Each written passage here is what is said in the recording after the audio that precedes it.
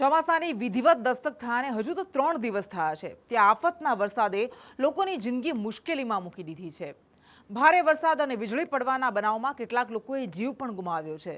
જોકે હવે સલામતી અને રાહત બચાવની કામગીરી માટે રાજ્યના જુદા જુદા વિસ્તારમાં એનડીઆરએફ એસડીઆરએફની ટીમો તૈનાત પણ કરી દેવાય છે। જોકે આ 2 દિવસ વરસાદે રાજ્યમાં ભારે નુકસાન કર્યું છે। એનડીઆરએફની 12 ટીમો એસડીઆરએફની 19 જેટલી ટીમ તૈનાત કરવામાં આવી છે, જેના કારણે આ આફતમાં કોઈ પણ જિંદગી જાય નહીં અને આ જિંદગીઓ બચાવવા માટેની જદ્દોજહદ શરૂ કરી શકાય। ક્યાં કેટલું નુકસાન થયું છે આ ભારે વરસાદમાં, આકાશી આફતમાં, જોઈએ આ રિપોર્ટમાં। 3 દિવસમાં વરસાદે રાડ પડાવી।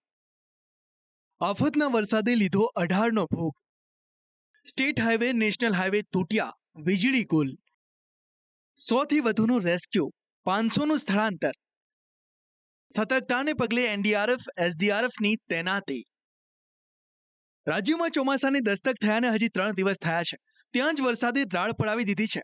આફતના વરસાદે સૌરાષ્ટ્રમાં ભારે તબાહી અને તાંડવ સર્જ્યો છે, જેમાં આફતના વરસાદે કેટલાક લોકોનો જીવ લીધો છે। ભારે વરસાદના કારણે રાજ્યમાં 18 લોકોના મોત થયા છે। તણાઈ જવાની, વીજળી પડવાની, દિવાલ વૃક્ષો ધરાશાયી થવાની જુદી જુદી ઘટનાઓમાં 18 લોકો મોતને ભેટ્યા છે। જે છેલ્લા 1.5 દિવસથી વરસાદ ચાલુ છે એમાં વીજળી પડવાથી લાઇટનિંગના કારણે તેજ પવન થંડર સ્ટોર્મ, દિવાલ પડી જવાનાથી અને તળાઈ જવાથી એટલે ડ્રોનિંગ, એ 3-4 કારણો છે મેઇન, જેના કારણે જુદા જુદા જિલ્લાઓમાં 18 જેટલા હ્યુમન લોસ ઓફ લાઈફ છે। એ જ રીતે પશુ મૃત્યુ પણ રિપોર્ટેડ છે।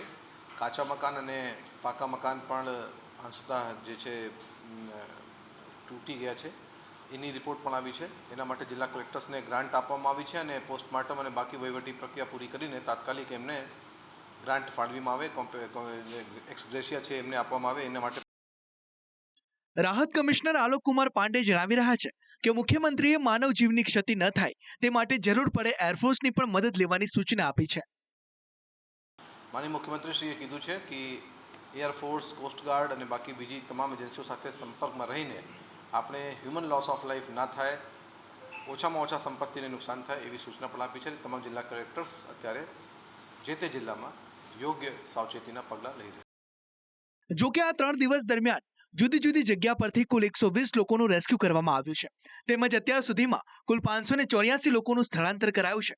સલામતી અને તકેદારીના ભાગરૂપે રાજ્યના વિવિધ જિલ્લાઓમાં એનડીઆરએફ અને એસડીઆરએફની ટીમો અત્યારથી જ તૈનાત કરી દેવામાં આવી છે।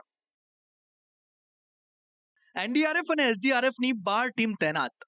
Patan 1 team, Kutch 1 team, Ahmedabad 1 team, Gandhinagar 1 team, Botad 2 team, Amreli 1 team, Dwarka 1 team, Bhavnagar 1 team, Porbandar 1 team, Surat 1 team, Valsad 1 team. ભારે વરસાદના કારણે વાહન વ્યવહાર પર પણ અસર પહોંચી છે। રોડ રસ્તા બંધ થતા કેટલાક વિસ્તારોનો સંપર્ક તૂટ્યો છે, વાહન વ્યવહાર ખોરવાયો। નેશનલ હાઈવે સહિત 189 રસ્તા બંધ। ભાવનગરનો નેશનલ હાઈવે 2 દિવસથી બંધ। 10 સ્ટેટ હાઈવે બંધ। પંચાયત હસ્તકના 153 રસ્તા બંધ। અન્ય 25 રસ્તાઓ પણ બંધ। જ્યારે ભારે વરસાદ, પવનના માર અને પૂરના કારણે કેટલાક વિસ્તારમાં વીજ થાંભલા પણ પડી ગયા છે, જેના કારણે કેટલાક ગામડાઓમાં અંધારપટ છવાયો છે। ભારે વરસાદથી 12,953 ગામોમાં વીજળી ગુલ હતી, જેમાંના 12,712 ગામોમાં સ્થિતિ ફરી સામાન્ય થઈ છે। જ્યારે ભારે વરસાદ બાદ અંધારપટ, 241 ગામોમાં વીજળી પૂર્વવત કરવાની બાકી। 579 વીજ પોલ, 25 ટ્રાન્સફોર્મર પર કામગીરી ચાલુ। રાજ્યમાં પડી રહેલા અવિરત વરસાદથી કેટલાક જળાશયો પણ છલકાયા છે, જ્યારે કેટલાક જળાશયો હાઈ એલર્ટ પર મૂકવામાં આવ્યા છે। આમ પહેલા જ વરસાદે સૌરાષ્ટ્રમાં ભૂક્કા કાઢી નાખ્યા છે। જુદી જુદી ઘટનામાં 18 લોકોનો ભોગ લેવાયો છે, તો સલામતી અને સતર્કતા માટે જુદા જુદા જિલ્લામાં એનડીઆરએફ, એસડીઆરએફની તૈનાતી કરવામાં આવી છે। જો કે હજી તો ચોમાસાનો પ્રારંભ થયો છે, ત્યાં આવા હાલ થયા છે, ત્યારે આખી સિઝન કેવી નીકળશે તેની ચિંતા થવા લાગી છે। બ્યુરો રિપોર્ટ, સંદેશ ન્યૂઝ।